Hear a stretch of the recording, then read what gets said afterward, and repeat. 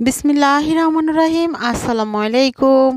Welcome to my channel.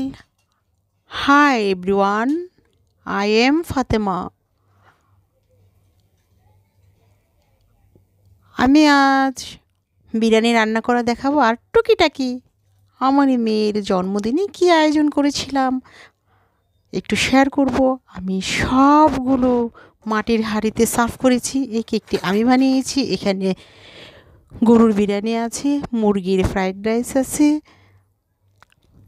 Pudding আছে, পায়েস আছে, আছে বেগুনের চাটনি। আর তামান্না নাসিরের সাথে একদিন দেখা হয়েছিল, সেগুলো একটু ছবিগুলো শেয়ার করলাম।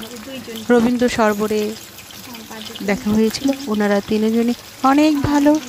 অবশ্য তামান্না নাসির এখন অসুস্থ। আমরা সবাই তার জন্য দোয়া করব ভালো থাকার জন্য।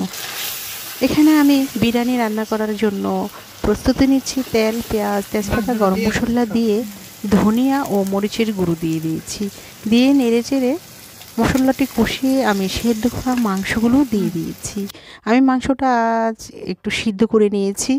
এই তো মাংস আমার বেশ ভালোই কষানো হয়ে গেছে, তেল উপরে উঠে এসেছে।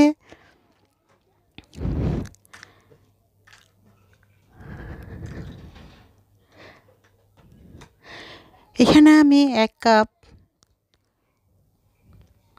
দুধ দিয়ে দিলাম। এখন দিয়ে দিলাম 1 কাপ দই। দিয়ে আমি আবারও খুব ভালোভাবে নেড়ে চেড়ে নেব। আর মাংসর কালারটি খুবই সুন্দর এসেছে। এভাবে ট্রাই করে দেখতে পারো বন্ধুরা। আমি 1 টিস্পুনের মতো সয়া সস দিয়ে দিয়েছি।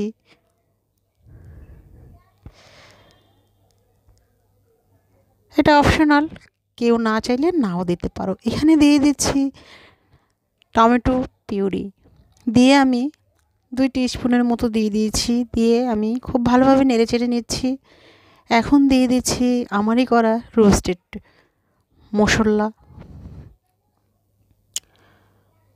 1 টেবিল স্পুনের মতো। দিয়ে আমি খুব ভালোভাবে নেড়েচেড়ে নিচ্ছি। এখন আমি মাংস কিছু উঠিয়ে নিচ্ছি আর সেদ্ধ করা চাউলগুলো দিয়ে দিব। জাস্ট গরম মশলা, তেজপাতা, আস্ত জিরে দিয়ে আমি রান্না করে নিয়েছি 60 থেকে 70%। আর এই সিদ্ধটা আমার দেয়া আছে, চাইলে তোমরা আমার ঘরে যেয়ে দেখে আসতে পারো। আর দেখতে চাইলে আমাকে বলবে, আমি আবার দেখিয়ে দেবো। এই তো আমি 1 লেয়ারে রান্না করা রাইসটি দিয়ে দিলাম। দিয়ে এখন আমি আবারও কিছু মাংস দিয়ে দিচ্ছি।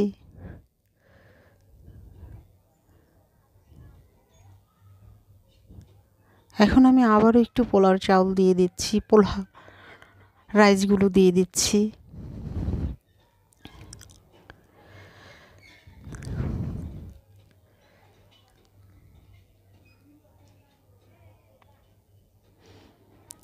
এই তো আবারও পোলাও রাইসগুলো, চাউলের রাইসগুলো দিয়ে দিলাম। দিয়ে এখন ধনিয়া পাতা ছড়িয়ে দিয়েছি। দিয়ে কাঁচামরিচ দিয়ে দিলাম।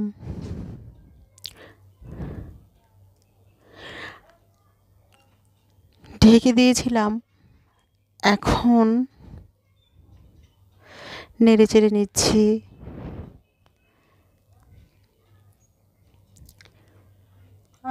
আমার এই রান্নাগুলো যদি ভালো লেগে থাকে, লাইক, শেয়ার এবং সাবস্ক্রাইব করবে। পাশে থেকে বেল আইকনটি বাজিয়ে যাবে, যেন আমার রান্নাটি সবার আগে তোমাদের কাছে পৌঁছে যায়। চলো বন্ধুরা, আমরা আমাদের পাশের জনকে ভালো রাখি, সেই সাথে আমরা আমাদের মা বাবাকে ভালো রাখবো। 5 ওয়াক্ত নামাজ পড়বো, তাহাজ্জুদ পড়বো, নফল পড়বো, সৎ থাকবো।